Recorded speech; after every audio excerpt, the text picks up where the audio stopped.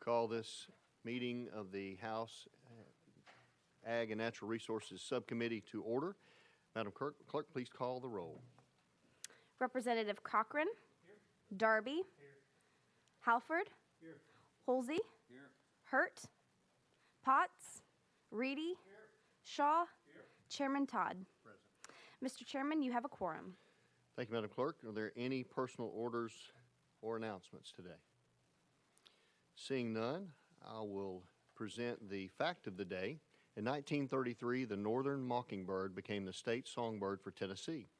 This little animal embodies the culture and heritage of Tennessee, both sharing our roots and our love of music.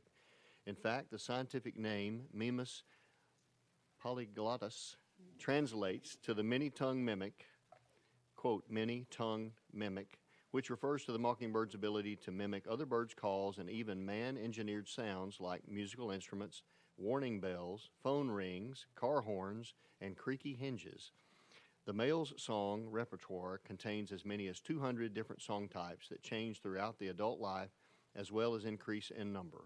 As we Tennesseans can confirm, these are the birds that keep us up, get us up early in the mornings with their mating calls throughout the summer evenings and into the early mornings.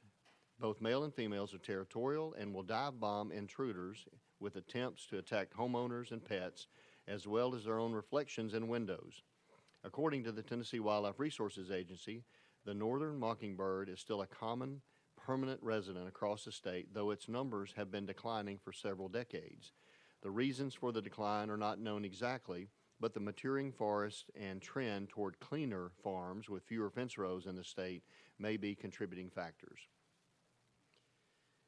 We have one bill that has been requested to be rolled 2 weeks. The sponsor requested a 2-week roll, and this is House Bill 2869, so we will recalendar that in 2 weeks without objection. The first item on our agenda, House Bill 2167. Without objection, we're going to roll that to the heel of today's calendar. Next on our agenda is House Bill 1975 by Campbell. We have a motion and a second. Representative Campbell, you are recognized, sir. Thank you, Mr. Chairman and members. House Bill 1975 allows Doe Mountain Recreation Area to be able to establish their own fees for the purposes, for example, of people riding side-by-sides on the property there. This is over 8,600 acres, and they have been very successful, but they want to be able to make fee adjustments, and it's a beautiful property. DoeTN.com. Have to throw that out in the universe. Thank you. Thank you for that. Any questions for the sponsor? Representative Reedy. Thank you, Mr. Chairman, and Representative Campbell. I appreciate the bill, the discussion. I've had a discussion about it in my office today, and it's been on the telephone, and of course I sit on the Government Operations Committee, and we will be hearing this bill there, but I appreciate the bill coming out. It's a pristine location in Tennessee that is struggling like so many rural areas to survive, but I approve of this bill, and thank you for my support. Thank you.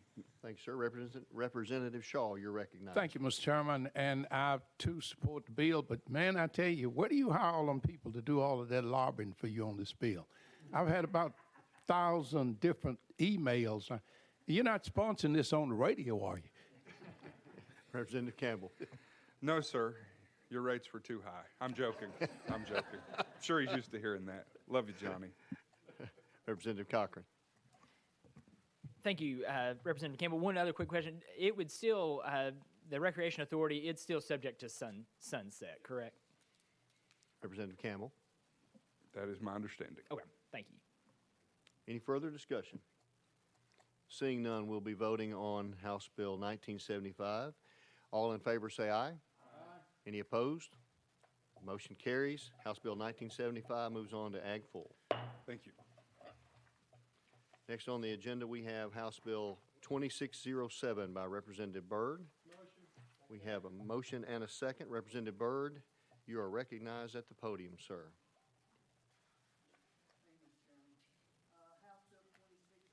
Representative Byrd, check your microphone, please. It may not be on. Thank you. Okay. House Bill 2607 simply allows the waste tire pre-disposal fee to be used to pay for disposal of tires in addition to recycling them into a beneficial end use. Current law allows tires to be disposed of in a landfill if they have first been shredded. Whole tires cannot be accepted by landfills, and since 2002, counties have been prohibited from shredding tires and disposing of them if that cost exceeds the cost of an available beneficial end use. This bill does not change anything about the manner in which a tire can be disposed of, but it allows the waste tire pre-disposal fee to be used to pay the cost of shredding and disposing. With that, any questions? Thank you, Representative Byrd. Anybody have any questions for the sponsor? I will note that I have been learning in the last week or so that one of the places that we can get rid of this material is cleanly burning them in a process. I know we've got manufacturers in this state that are doing that right now, taking the shredded material and incorporating it into other fuel materials to provide a clean burn so they have energy to run their plants. So I think there's a lot of uses for these that we need to consider, and glad you're bringing this bill that hopefully will help the counties deal with this problem, because I know they all have the problem. Right. Seeing no further discussion, we're ready to vote. All in favor of House Bill 2607, say aye. Aye. Any opposed? Motion carries. House Bill 2607 moves on to Ag Full Committee. Thank you, Mr. Chairman, members. Next on the agenda, we have House Bill 2516 by Representative Reedy. We have a motion. We have a second. Representative Reedy, you are recognized. Thank you, Mr. Chairman, and of course, this has to do with not only flooding that took place in Humphreys County, Houston County. It's Chairman, I want to thank you because you've been to my district, to my county, and get to have the conversation about the flooding that took place, as well as seeing the aftermath, as well as Chairman Darby.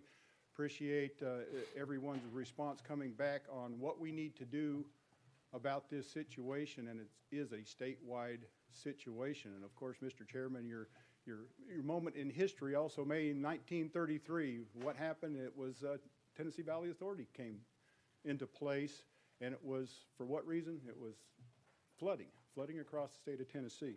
But Mr. Chairman, this bill will be labeled as the Flood Resilience and Community Preparedness Task Force.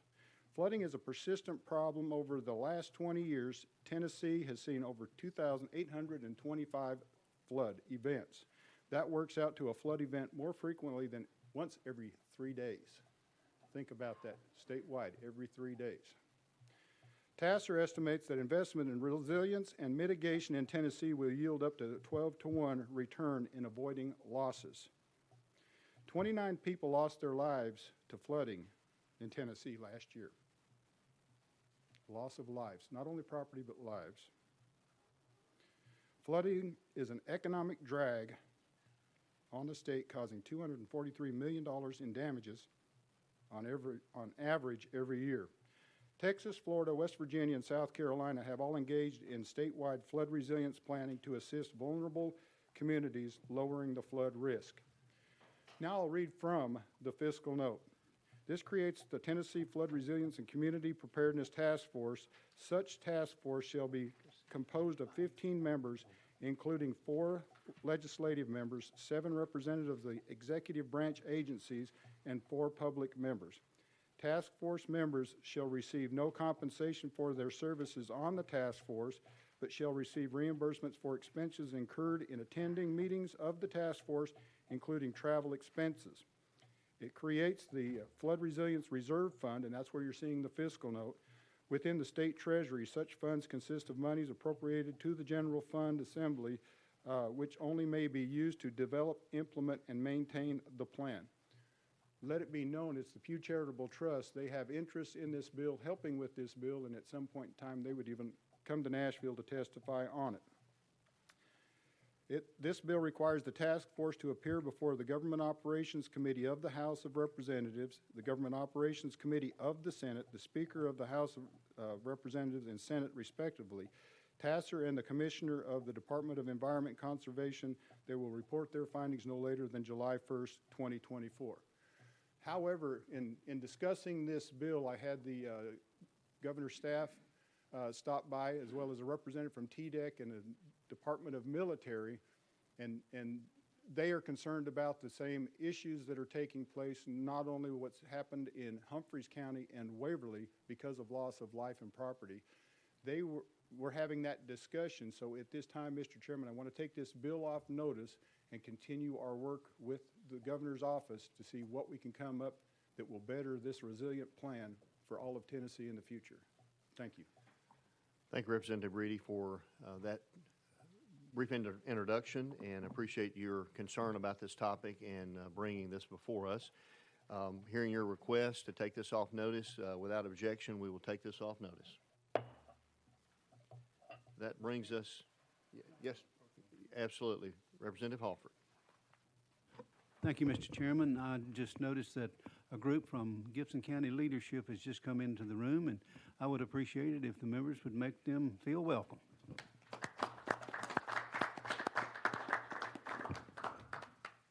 This brings us to the heel of today's calendar, and Chairman Halford, you are recognized to continue as chair.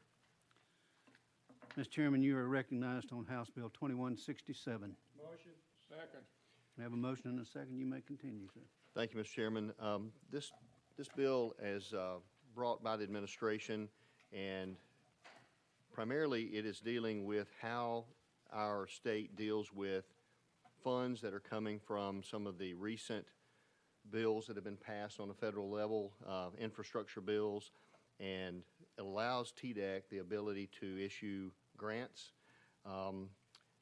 There's pots of money that are coming in. Excuse me just a second, let me get the right information in front of me here. Projects that are eligible for funding currently don't include stormwater projects, and this would include stormwater projects based on what the federal funds are designed for. It includes stormwater, so we want to make sure our state laws are in compliance and in agreement with that so that they're allowed to use them for those purposes. These are funds that are coming from the ARP and IIJA/BIL funds that may be used for these projects, and it allows, again, our regulations to give TDEC permission to operate within what these funds are used to be used for. It removes the state cap on loan subsidies.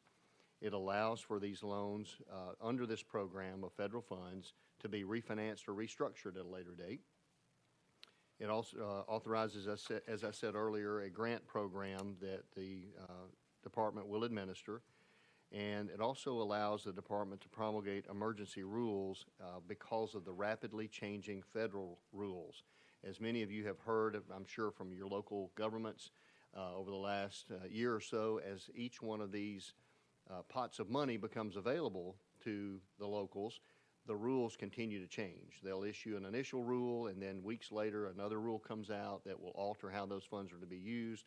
Our comptroller has done a fantastic job keeping up with those rule changes and then educating our cities and counties as to what they can do legally. But it's an ever-changing dynamic, apparently, and as we have witnessed. And so all this does is gives the department the ability to adjust on the fly as those federal rules are adjusted.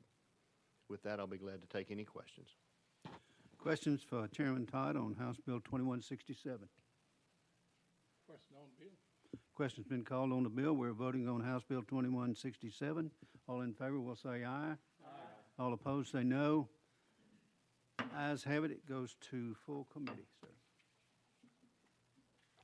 I think that's all the business before the committee today. If no one knows of anything else, Representative Halsey, you are recognized. Thank you. I was just going to make a note, your information about the mockingbird. I can't make all those other sounds, but that creaky hinge sound when I get out of bed, I just want you to know I can keep up with that mockingbird. I thought I heard that a few minutes ago when you came in, but I wasn't going to point that out. But I hear WD-40 is good for that.